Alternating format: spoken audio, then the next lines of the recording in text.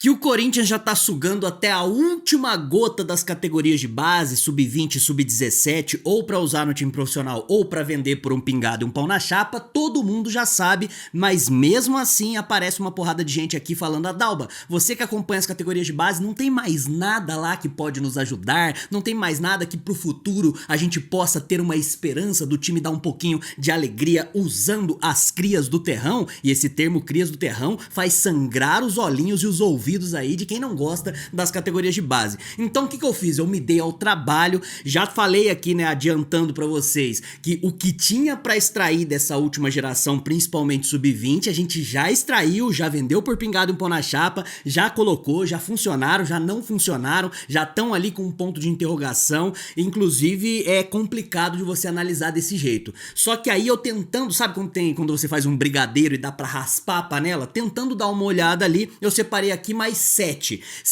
nomes que precisamos colocar um asterisco, porque um deles eu tenho mais convicção que vai ser um grande jogador, mas os outros são pontos de interrogação. Então sabe quando você vai jogar vareta, que você solta as varetinhas, você não sabe pra qual lado que cai? Assim, é basicamente isso aí. Então eu vou dar 7 nomes aqui que podem nos ajudar em 2024 e alguns são tão novinhos que só pra 2025, e você viu primeiro no Papo Fiel. Não esqueça de deixar o like aqui embaixo, se inscrever no canal e ativar o sininho, porque a gente tá aqui todos os dias com um monte de conteúdo, porque a gente é completamente maluco. E não esqueça de comentar aqui embaixo. Se por acaso você estiver pensando: pô, mas e o fulaninho de tal lá? E você comentar aqui, provavelmente eu não esqueci de ninguém. Mas aí você coloca aqui, a tendência é que se não tiver nessa lista com 7 aqui, realmente não dá pra utilizar de jeito nenhum. E eu não vou considerar os caras que já estão meio que efetivados ou muito próximos do profissional. Tô só caras aqui que podem te surpreender. Tá com exceção de um aqui que já é mais conhecido aí da Fiel. Vamos começar então, primeiro? Podemos começar? Podemos começar agora? Agora a gente vai começar agora. Faz aquele cortinho assim, ó. O primeiro que eu separei aqui é um velho conhecido do canal Papo Fiel. Vou colocar a entrevista com ele aqui, quando ele jogou a copinha de 2021 ainda. Ninguém olhava, ninguém sabia que ele existia, e eu estava aqui trocando uma ideia, já botava fé neste volante, o Rian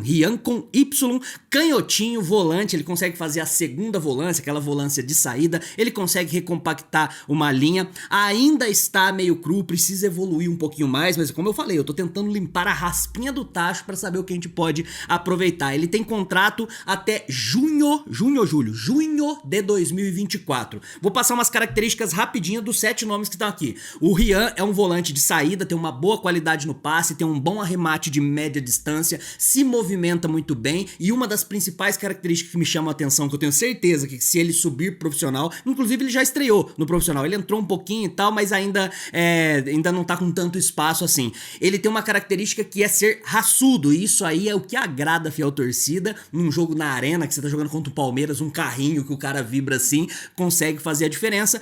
Pra 2023 eu não sei se ele poderia ajudar a gente muito, mas pra 2024 a gente já coloca este ponto de interrogação. Acredito que ele possa subir e possa contribuir com o Corinthians. Então se você vê ele jogando muito no futuro, você fala: meu Deus, eu lembro do Papo Fiel entrevistando ele lá em 2021. Não esqueça de assistir a entrevista. Então Rian, 19 aninhos, né? Não sei se eu falei a idade dele, contrato até 2024, volante.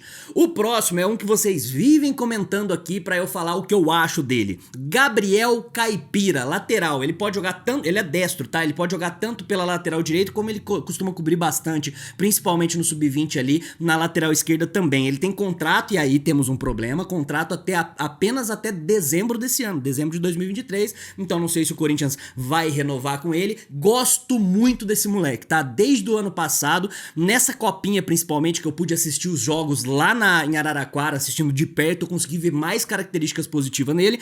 Temos um ponto negativo. O ponto negativo é ele ser muito magrinho. Tá vendo esse microfone aqui? Ele é da finura do microfone, então ele precisaria ganhar um pouquinho mais de massa ou ganhar um pouquinho mais de agilidade, porque aí você compensa uma coisa com outra. Mas ele é muito técnico, é um cara muito inteligente e tem uma inteligência tática que é entender as situações, os esquemas de jogo de maneira muito interessante. Ele tem 18 aninhos, então ainda daria aí pra aproveitar. Talvez se ele tiver uma evolução ainda mais tardia, quem sabe ele não consegue se despontar como uma das grandes promessas para as laterais, que são posições que há muito tempo no Corinthians a gente tá defasado, principalmente na lateral esquerda, que desde Guilherme Arana a gente não revela ninguém, não traz ninguém que presta, né? A gente trouxe o Sid Clay, né? A gente teve o Sid Clay em 2017, depois a partir daí foi só ladeira abaixo, inclusive com o próprio Sid Clay. aí. A gente precisa fazer aqui um meia-culpa, né? Também na base do Corinthians o Lucas Piton era muito bom naquela época e depois no time profissional não conseguiu render tanto assim. No entanto, o Lucas Piton era quase que um ala, né? Que pegava do meio campo pra frente de um jeito mais ofensivo, e o Gabriel Caipira, ele já faz a função mais equilibrada, tanto apoiando quanto marcando. É um cara que eu gosto bastante. Terceiro nome da nossa lista é o Luiz Gustavo, apelido dele é Bahia, ele tem 17 aninhos, nós estamos lá no Sub-17, estamos praticamente, sabe, balançando, como é que fala assim, ninando os nossos menininhos ali. O Bahia ainda é bem novinho, é um volante, um meio campo que tem muita qualidade, interessantíssimo, vai fazer parte aí do elenco Sub-20 durante um tempo. Talvez a gente ainda não o utilize para 2024, talvez a gente esteja falando de uma realidade para 2025, mas o Luiz Gustavo Bahia, quem não conhece, vale a pena você buscar os lances desse moleque aí. Como eu falei, 17 anos, e o contrato dele, não à toa, é até junho de 2025. Então é bom, né? Já estamos blindando ali de um talento potencial que a gente tem. Por que eu cito pouco esse moleque aqui? Porque ele é muito novo ainda, então tem muito o que acontecer. Tem questão de lesão, tem questão de assédio da Europa, tem questão do cara não conseguir evoluir tanto assim. Todos esses nomes que eu tô colocando aqui, eu tô colocando sempre nesse sentido assim de deixar mais uma incógnita. Então, Luiz Gustavo Bahia é um dos nomes que podem brilhar. O nome mais conhecido que eu vou falar aqui agora, que pra mim é o que eu boto mais potencial, que eu boto mais fé, é do Breno Bidon, meia de 18 anos com contrato até janeiro de 2025. Por que que ele é o nome mais requisitado? E eu já falo dele aqui já tem um tempão nesse canal. É porque ele é aquele meia clássico de criação, aquele meia que pensa o jogo, aquele meia que é inteligente, que entende o jogo como tá acontecendo. Tem muito potencial, é diferenciado desde o Sub-2, tá? Desde que ele nasceu ele já era diferenciado no bercinho ali, tá sempre à frente do seu tempo, tanto que ele já foi relacionado para alguns jogos do Corinthians, mas ele ainda tá muito cru. Eu percebo o Breno Bidon jogando e conseguindo entregar alguma coisa pra gente em 2024 e mesmo assim ainda num processo de maturação. Pra 2025 eu entendo que o Breno Bidon, se a gente não entregar por um pingado e um pão na chapa pra um Zenit da vida, vai nos servir muito. De toda essa geração, principalmente do time Sub-17 que veio do ano passado, eu acho o mais talentoso. E de todos os caras que sobem, olha que eu uso essa palavra muito pouco, tá? O que mais me aproxima de uma realidade de ser um craque a nível Europa é o Breno Bidon, canhotinho, meia, clássico. Se você pensar hoje no Renato Augusto, que ele faz em campo, o Breno Bidon conseguiria exercer essa mesma função. Lógico que o Renato Augusto é um jogador pronto, já em final de carreira, né? Pronto não, né? Já queimando no forno já, né? De fim de carreira, e o Breno Bidon ainda tá cruzinho ali, beleza? Então Breno Bidon aí, 18 aninhos. Agora os outros três eu tenho certeza, não, o último pode ser que a galera conheça aí, tá? Quinto nome é o Guilherme Henrique. Guilherme Henrique, ele é atacante, 16 aninhos também contrato até janeiro de 2026. Ou seja, tá longe porque já renovou, porque já sabe o potencial que tem esse Guilherme. Guilherme Henrique, ele é do Sub-17, ele faz uma espécie de centroavante e também consegue fazer segundo atacante ali, caindo de vez em quando um pouco pros lados. É finalizador, tem uma noção de espaço muito interessante, muito à frente da sua categoria. Então ele joga sobrando praticamente no Sub-17, ainda tá bem distante de subir pro time profissional, mas já fica de olho no Guilherme Henrique aí, né, que ele vai conseguir mostrar alguma coisa, principalmente no Sub-20. Deve ser um dos inscritos pra Copinha do ano que vem, de 2024, deve ser um dos potenciais titulares, né, disputando posição ali com outra molecada, que um deles eu já vou até falar o nome aqui pra vocês, e aí ele tem um grande potencial e ele consegue ser um potencial artilheiro aí no futuro. Então grave esse nome aí, Guilherme Henrique, atacante de 16 aninhos. Agora vamos falar sobre dois caras que já estão com idade Sub-20, já quase que estourando, ou seja, se não for agora nesse ano e no comecinho do ano que vem, esquece, aí já não vai conseguir tirar mais nada. Um deles é o Igor, atacante, Igor com H, tá? Atacante de 20 anos, que tem contrato até abril de 2024, ou seja, estourou a idade Sub-20 agora no final desse ano, aí no ano que vem vem o Corinthians vai ver, e aí, vai renovar com esse moleque, vai trazer ele pro time profissional ou não?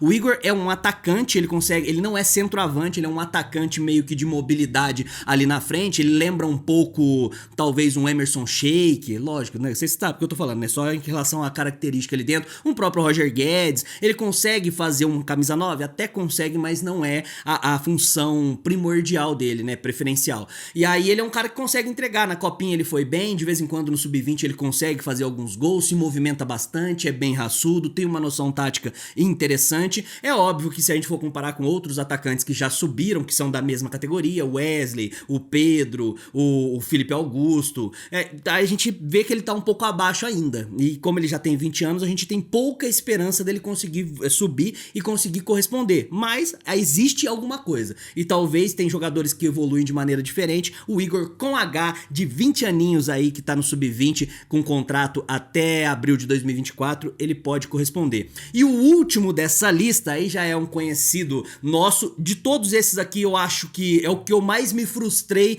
quando ele foi escalado pra subir pro time profissional e aí ele não teve oportunidade, que é o Arthur Souza, centroavante, 20 anos, artilheiraço no ano passado, quando o Felipe Augusto, que hoje tá no time profissional do Corinthians, aí quase sendo efetivado, jogando a Sul-Americana, não estava bem no ano passado e sofreu até uma lesão, o Felipe Augusto perdeu a posição pro Arthur Souza. O Arthur Souza é um centroavante que eu gosto de ver jogar, porque ele não só faz a parte de 9 fincado no meio da área, ele também se movimenta bastante, tem uma boa noção de corpo, ele não é muito forte, mas ele é, como é que eu falo? É largo, né? Vamos colocar assim, né? Quer dizer, lá ele, né? Ele é largo assim, só que ele é magro, ele sabe ocupar os espaços, então é um cara que eu gosto muito. Quando ele subiu e começou a ser relacionado no time profissional do Corinthians, eu fiquei um pouco frustrado dele não jogar, dele não ter oportunidade. Eu acredito que se ele entra, ele consegue, ele jogou, se eu não me engano, poucos minutos, ele consegue ter uma sequência, ele ia se destacar de alguma forma, principalmente jogando ao lado do Renato Augusto no Campeonato Paulista, que o Renato Augusto estava conseguindo corresponder e estava jogando todos os jogos. Eu acho que ele poderia